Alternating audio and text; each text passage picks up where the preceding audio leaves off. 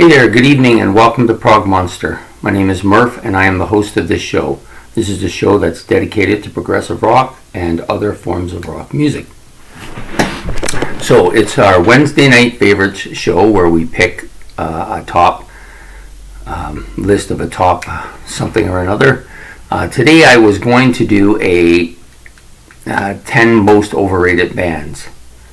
And then once I got them down on paper, I seen some of the bands I had on there, and I thought, you know what, I like these bands, and this puts them in a negative light, so I'm not going to do this. But I noticed there was bands on there I didn't like too, so then I was going to do a top 10 bands I didn't like. But then I remembered that this show is called Favorites, so favorites means you like them, so you can't do a top 10 of that. So I decided to scrap the whole project. And then I decided to go on with my project that I had originally intended to do, which was my top 15 American bands. This is the second kind of installment. We did the top 25 British, so we're going to do the top 15 Americans. To be honest with you, I could probably do top 25 Americans too, but the lower end bands aren't as strong as the British 25, so I thought I would just stick with the top 15. And when I was doing it, I'm looking at the list, I'm going, something's not right here, and I started to do it and get it ready, and then I said, oh my god, I forgot the number one band, so I had to change the numbers around and put the top band at the top where it belongs. I just completely forgot about them. Anyways, so we're going to do our top 15. There's quite a few honorable mentions. In fact, some of these honorable mentions, at least the top 3 or 4 of them could have easily made this list. So I would say the bottom 3 on the list and the top 4 or 5 on the honorable mentions could all have switched places fairly easily. But I tend to have given it more to seniority because I've liked those bands longer, and that's probably what I tended to do. Okay, so coming in at number 15 is a rock and roll band from the 1950s. It's actually a brother duo, and you all know where I'm going with this. I did a talent show once where I played one of the brothers and the other guy played the other, and it was really fun to do it. I've always liked these guys. I enjoyed them. They're harmonizing quite a bit. We're talking about the Everly Brothers from pretty much from the 50s, 60s era. Okay, so the number 14 band is a band that probably should be higher up, but they just don't produce enough stuff, and the stuff just keeps getting weaker. The first album, though, was a knock out of the park album. It's a great album, lots of really good tracks. I don't think there's a bad track on the album, really. And they've had a couple other albums that are pretty good too, but basically I put them in 14th spot on the strength of this one album, Boston's debut here. Right? Okay, so the next group up is a group that I've also liked quite a bit. The only controversy with this group is that half the members at one point were British and the other half were American, and you know where I'm going with this, but I've always thought of them as an American band, so I'm going to stick with that, and this is Foreigner. Coming in at number 13. This is a band who I liked quite a bit when I was younger, in my teens, into my 20s, and I kind of drifted away from them. Their music is like a lot of power music, pop music, is that it usually has an immediate impact and then fades over time and just doesn't really return overly for me. So they're there on the strength of their nostalgic, and I do like this particular album still quite a bit. Number 12, one of the legends of music. Many consider the greatest guitar player of all time. I'm not arguing with them about it. Unfortunately, only produced really 3 albums and then a whole bunch of remakes and greatest hits and live stuff and whatever else, right? But a fantastic musician, Jimi Hendrix, and this is the Experience. Just really good. I often think he would have probably been up in my top 5 if he had continued and was making music of his own sort. I always loved him. Fantastic. James Marshall Hendrix. Then the next band, This is a band I have not listened to, and I'm going to say I haven't really listened to them since the early 90s. A little bit here and there. I have this album. I had quite a few of their albums in vinyl, but I only have this one. It's for them since then. And even though I do like the album quite a bit, it's been a long time since I really listened to them, but they had so many good hits, I just kind of have to give them the nod here, and that's Lynyrd Skynyrd, Southern rock band, just really good.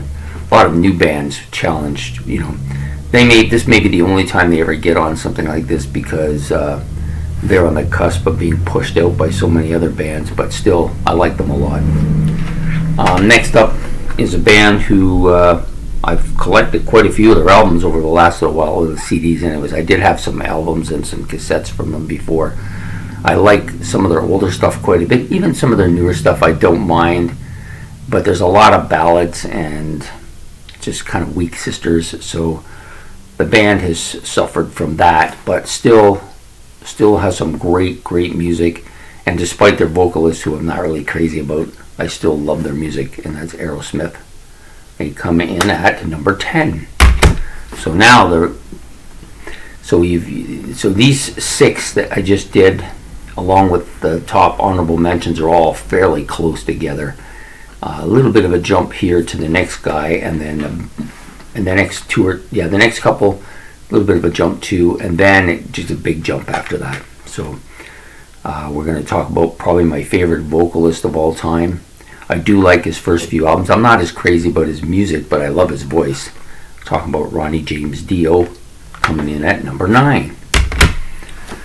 Number 8 is another guy like Lynyrd Skynyrd, who I listened to a lot when I was younger, and played a lot, and played this particular CD a lot. I've had this particular CD as one of my oldest CDs. Had it for a long time.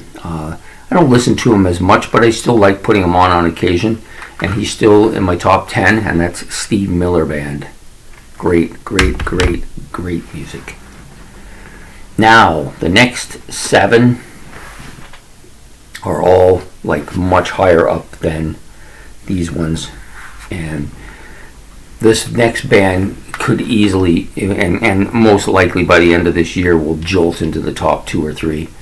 Probably should be there now, but I only really listened to 3 of their albums for any kind of length of time.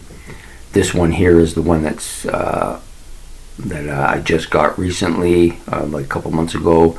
Also have one of their albums in the just went into the playlist shortly ago, and one of them that's at the top of the playlist right now, and one of my favorite albums. And we're talking about the New York Blue Oyster Cult, BOC, and I've got like 3 albums in the wings. So this band is just going to blow by some of these bands that I've been listening to for a long time. Their music is just too good. They're going to end up being one of my favorite American bands, no doubt about it. Next up, a band who, again, I had a great deal of affinity for early on in the 80s. Listened to them quite a bit, but I've kind of grown apart from them. But I do have their entire collection, and some of the stuff I haven't listened to I'm going to get into a little bit. So they may make a little bit of a comeback, and that's the Eagles, coming in at number 6. Blue Oyster Cult was number 7.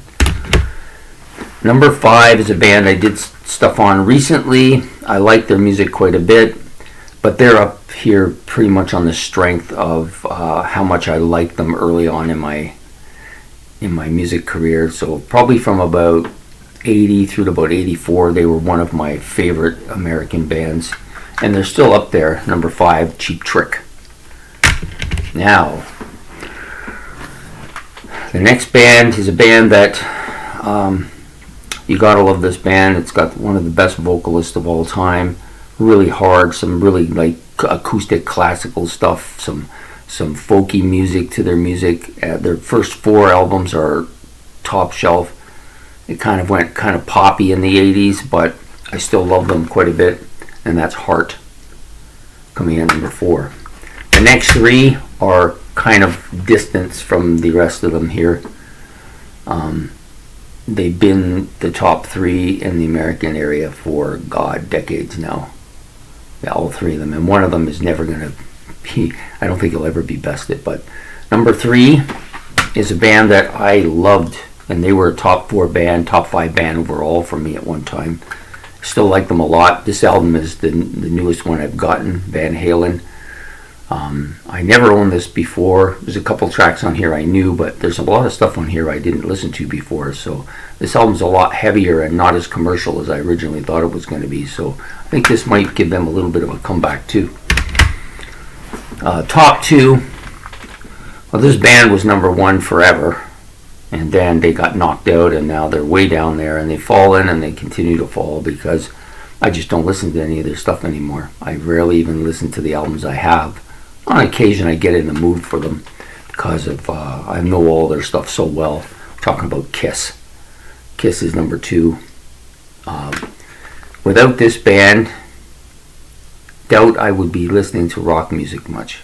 They were the ones that set the stage for me and brought me into the realm of rock music, and for that I'm grateful. And then of course number 1, not even close really. They blow everybody else away. I love their music. They're a group of 8 for one of the group of 8 for me. The number 1 American one is Styx. Got to be number 1. Nobody's close. The only band that has a chance to knock them off the shelf is maybe Blue Oyster Cult, who I like a lot too. And they're coming on, and they could end up in the top 2 or 3 within the end of the year, based on the music. It's hard to give a band really that kind of credentials when all these other bands got 6, 7 albums you've been listening to for years, and then they come along, they've got 2 or 3 at the moment, but they got 3 in the wings. So once they get to that certain point, they're definitely going to be up there.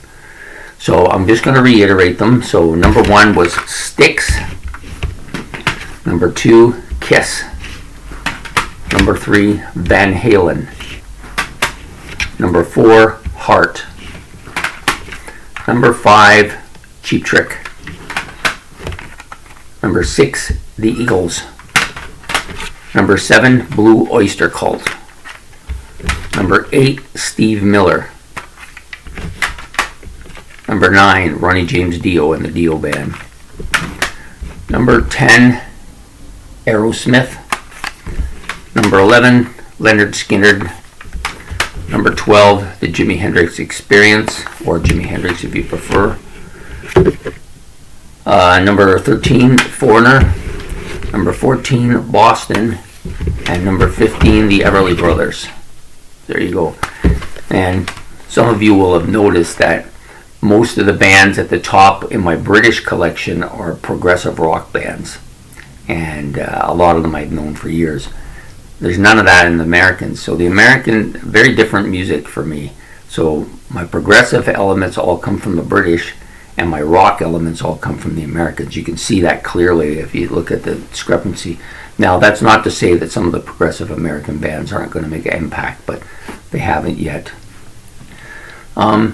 So some of the honorable mentions, I'm just going to move my stack out of the way so I can see my list here.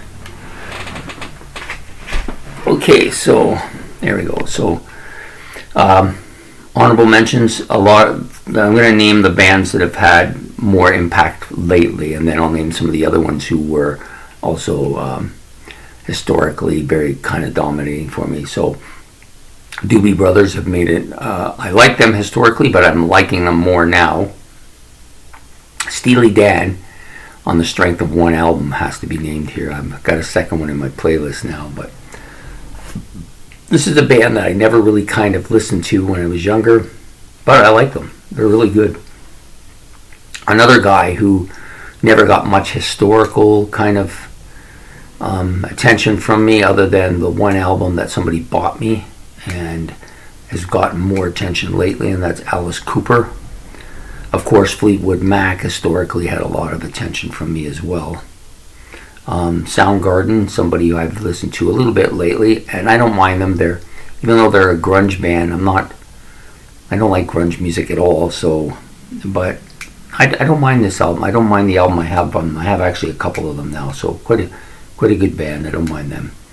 And then some of the historical stuff like Stevie Ray Vaughan, he probably could have made this list fairly easily, but it just came down to weighing this. I'll go with this one instead. And Four Seasons, another great group that I've enjoyed historically as well.